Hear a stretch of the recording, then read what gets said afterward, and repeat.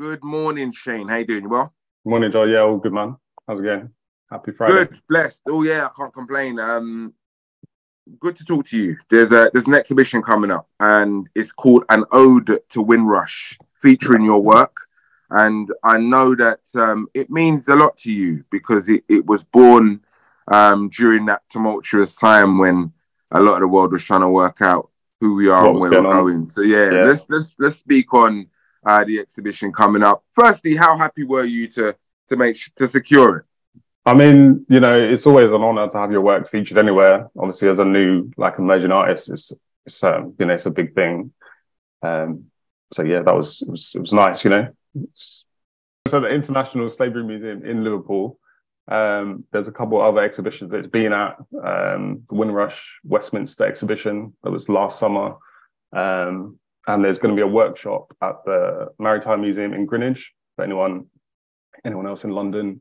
That's coming up in a couple of months for Windrush 75. Yeah.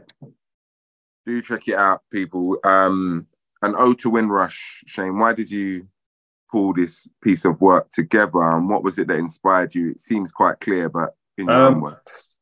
I think there was a few factors, but it was during the height of COVID. Obviously, we'd had the Black Lives Matter movement and just emerged. And I kind of just sat down with my brother and I was thinking, I want to make a piece that kind of, brings everything together. Obviously, the Windrush scandal at the time was at the forefront of the media. So I just thought, is there something that I could do, like a colonial piece that incorporates different factors? And my brother was like, and I was looking at the flags, African flags, Caribbean flags, and he was like, oh, why don't you do like a montage of flags? And I was like, wasn't really sure how that would work, how I would actually get it to communicate that on canvas. And I just started sketching in like an A5 sketchbook like this one. And after like a couple of hours, I'd sketched like the basis of how it would look. Obviously, you can see behind me the finished article. Get out of the way, Shane. Yeah. Get out of the way. Beautiful piece, my brother. Yeah, so it all just kind of came together in sketchbook, and then I was like, not apprehensive. I was thinking, okay, I've sketched it, but how would I actually get it geometrically, like not perfect, but how would I get it onto canvas and like realize it in an actual painting form? And I just kind of got on with it. I was working from home at the time. Yeah, and as I was painting it, I thought, okay, I wasn't really sure how it was going to look, but I thought, it seems to be something quite special is coming together. You're a painter, right? I'm not a painter. I actually work in logistics. So I just work for a firm at the moment. And I'm just painting on the side when I can. So this is a hobby for you? This is not even a vocation you want to pursue? I mean, well, I'd always wanted to paint, and I've always been drawing just in pencil, like all my life. And when COVID sort of struck, obviously it gave everyone kind of time to like think, okay, what do I want to do? Is there anything that I want to try? And that's when I went out and bought some paints and just kind of got stuck into painting for a while. So that was nice. So I think that's actually my second painting I've ever painted. And then you've got Michael Jordan over there. I think that's the third one. Yeah. Can we see that properly as well? Yeah. One second. Let me just take you off. Yeah, no worries. Oh. I should have prepared you actually. I know that's you weren't, right. Set up to. But most of the pieces are all upstairs, so I don't see very well. Mate, you've got a clear talent. So why are you not pursuing it? I mean, it's. I get art is one of those it's not even spaces, and like real life is needs must, right? But I think it's. I guess you get to a point where you're like, okay, you're ready to take the plunge, and you have to have the confidence and the gumption to do it. I'm not saying I'm not confident. I'm just, want to be in that flow of, feeling like, I can do this all the time, Yeah, I'm sure. But yeah, I'm sure I will get there eventually. So when was the first painting completed? 2020. So prior to that, It was May 29th. So prior to that, it was just doodles then, yeah? A5 doodles? I wouldn't say doodles, but I would sketch like portraits with graphite. Right. They'd take like, weeks, months. Sometimes I wouldn't even finish them. but yeah, And so what would you do with those works? I would just keep them, you know. Got a folder of drawings somewhere, got a few here, but yeah. So the sort of technique that I use when I draw, sort of like a striking technique and building up layers. I just thought, why can't I translate that to painting? You know, so sort of the portraits that I've painted, they look similar to like graphite pencil portraits, if that makes sense. Yeah, it does. It does. So, where are you from? I'm from a little town in Suffolk. So that's where I grew up. My dad's from South London. So kind of spent time around, obviously, my family, splitting time between mum and my dad. You know. Where are your parents from? My mum's Italian. My dad, I can't speak Italian though. So, and my dad's Jamaican. So I'm asking because obviously I saw the name Shame de la Sandra. Have you been to Italy? No, I haven't even been to Italy. You haven't been? No, I'm going to go. Obviously, I'm going to go. But I haven't been to Jamaica either, so there's never... The only place in the Caribbean I've been is Dominican Republic. Which is nowhere near either, really. Yeah, I guess it's a bit closer to Jamaica and yeah. You live not too far from Italy. Yeah. So because I was going to ask if any of your family's ties or your family ties have kind of inspired your work or the work that's been done. Is that the case? Or? Yeah, of course. Well, my grandma, obviously, she's of the Windrush generation. I spent a lot of time around here, around her, sorry. And my dad's family. So, you know, and just being obviously a black person in this country, you get the vibe, you know, of being, you know, not always misrepresented, but underrepresented. And, you know, you just want to make yourself feel like you're of the same value as any indigenous person in England, you know, or Britain. So yeah, no, I understand. And do you kind of feel a connective tissue having been around your gran and you know your dad's side of the family in terms of the legacy of the Windrush, right? Because in the words of our director, we are all Windrush descendants, right? Yeah. Whether you're Caribbean, African, from you're here in the UK, you're kind of that generation. But in terms of you and your work, is there like a inherent connective tissue there? And how does that legacy kind of impact on you in 2023? Yeah, I mean, it definitely is. Obviously, it's part of my heritage, a lot of people's heritage. And you feel that obviously you don't have to be a Windrush generation, or you could have just come here yesterday and you want to feel like, you know, you're part of society. This is your country. So, you know, people sort of fighting to be included, have civil rights, you know, the same rights as everyone else. Obviously, that's, you know, part of the fabric of what makes us up, of just wanting to be, you know, included and looked at just on an equal footing as everyone else. Do you talk to your gran about when she came? When she first came? She passed away actually a couple of years ago. But, sorry to hear that. No, it's okay. But yeah, she came over with her brother, and she settled in South London, Woolwich, Brixton, and then ended up in Charlton. So yeah, and she's had. Hence why your family are from South London, I guess. Yeah. So how did you choose the flags on the actual? Yeah, because there's a load of flags to choose, my brother. Yeah, so how did you? Of course, obviously there was a lot of flags that were sort of omitted, but it wasn't obviously by choice. It wasn't like I was creating like an infographic. It was just sort of obviously what fit with the vision of the artwork, and just literally as I was sketching it, just what fit in each sort of place on the flag. Obviously, I would have liked to have the Haitian flag on there. It's not obviously directly part of Windrush, but it's an important Caribbean island.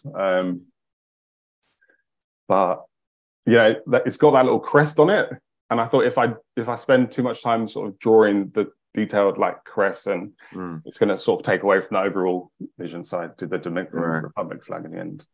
But that's not to slight any of the other countries, of course. It's symbolic. It doesn't it's not even of Caribbean people, African people, you know. So it wasn't okay. It was literally a case of what fit artistically. Yeah, it was literally just as I was sketching it. I didn't sit there with all of them, just piecing them in there, you know. When did you know that it was a decent piece in terms of people gravitating to it and kind of giving positive feedback? When I sketched it on A5, in my head I was thinking if I could paint it, and I could paint it sort of, you know, accurately, And I was thinking, what kind of style would I just paint it, you know, in like a free flowing style? But then I thought, if I just do it more graphically, it's going to look more direct, more bright, more vibrant, and just do it that way. I just thought, yeah, if I can get that down on canvas, then I think people are going to resonate with it. I think my girlfriend, the first time she saw it, I just finished it, and I invited her over, and she walked in the room and she was like, not stunned, but she was like, you know, wow, you know, it was touching, because, you know, you don't often see yourself sort of represented in that way. Talk about how art has impacted on your life at various stages. I mean, you know, any time I'm in sort of any sort of weird mood, you can always sort of retreat to your room and just draw something. That's how I've always felt about it. And I've always wanted it to be sort of more than a hobby or just, you know, just doodling. So yeah, it's, you know, it's great for mental health, just to release, you know, anxiety. Yeah, it's just a relaxing pastime, really. I've always enjoyed it. At school, I did it to A level, I think, AS level. But yeah, that was kind of the thing. I was sort of not one track minded, but I always just wanted to pick up a pencil and draw. And there was obviously in college, you have all these tasks of, oh, you know, we need different textures and we need this and that. You know, I liked obviously researching about somewhere else with it. Yeah. Obviously trying to broaden my horizons, which I well, I just want to do this. Yeah, exactly. Well, I hear you. I was the same in uni. I just wanted to do sports journalism. They were like, no, you've got to write news. And I was I just want to do sport. You know, understand? It'll round you out. Sit in press boxes and watch football. You know what I mean? You know? Yeah. And I would have did nothing else. I'm glad they made me a more rounded journalist, though, to be fair. Definitely.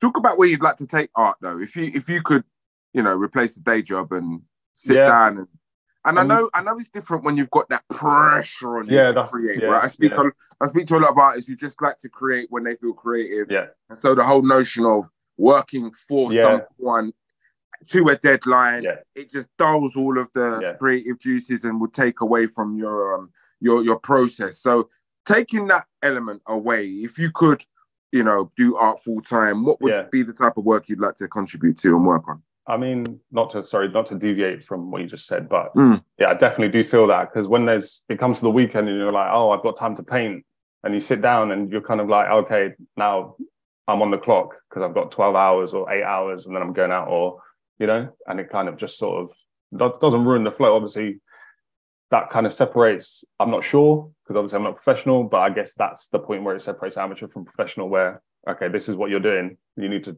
get on and do it, kind of thing.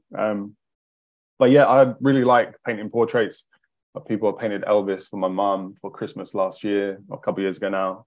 I've got a Bob Marley underway, and the Thierry Henry and Patrick Bergkamp. Dennis Bergkamp. Yeah, so I just kind of, I don't know, I feel like if I had obviously more time to do it, that would be great. It's just having that mindset of like, okay, you have the time to do it, but will you actually be able to focus your energy into successfully accomplishing things in art, if that makes sense? No, it does. It does. I guess I want to wrap it up by just, you know, you live in Suffolk. I live in London now. Right, you live in London now, right? Okay. Yeah.